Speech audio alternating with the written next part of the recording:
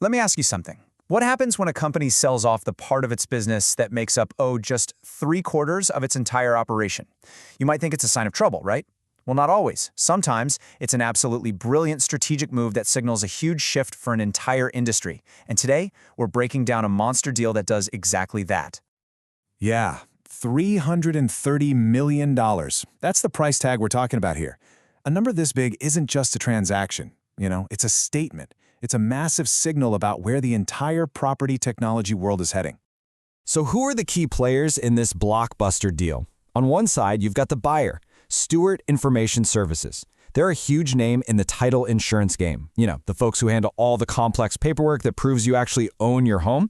And on the other side, the seller's division from a company called Mortgage Contracting Services, or MCS. But here's the key. Stewart didn't buy the whole company, just a very specific and very large piece of it. Okay, let's get into the story of how this whole thing came together. To really get it, we've got to look at it from both sides of the table, and we're going to start with the seller, MCS, and figure out why they decided to make such a monumental change in the first place. First thing you need to know, this was not a fire sale. MCS was not in trouble.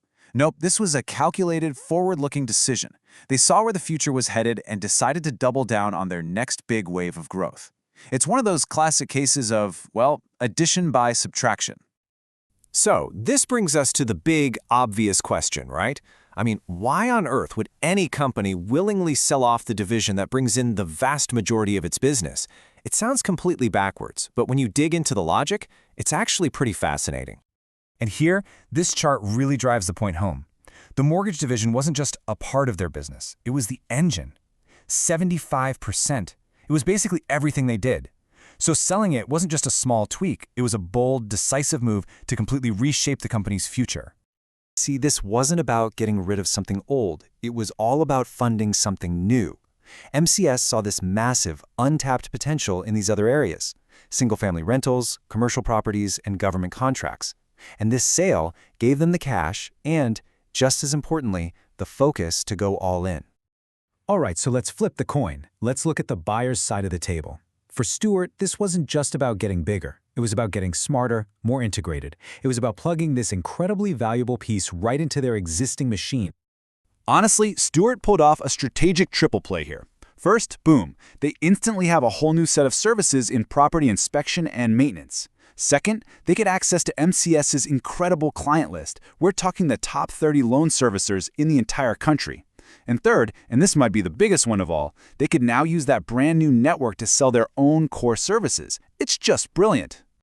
The advisor on the deal, Jason White, really nailed it with this quote. He said the real prize was being able to unlock title from the servicing side.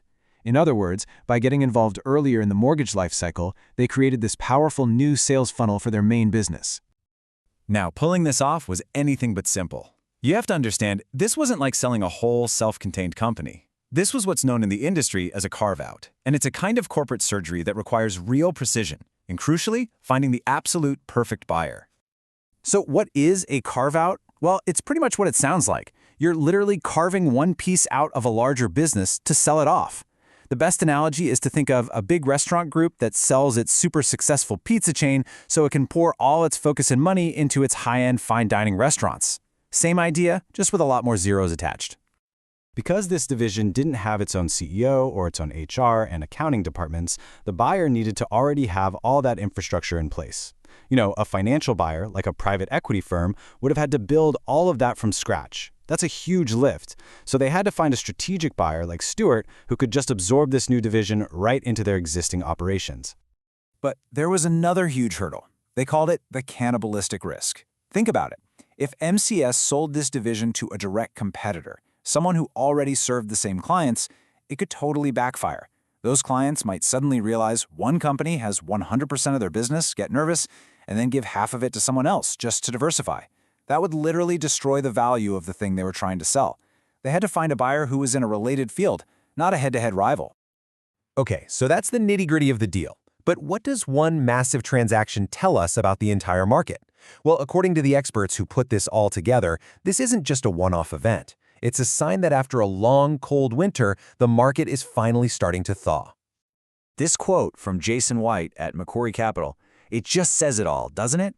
The ice is finally breaking. This deal is one of the first big cracks you're seeing, and it signals a major thaw in mergers and acquisitions that could really define the market as we head into 2026. So, why is this thaw happening right now?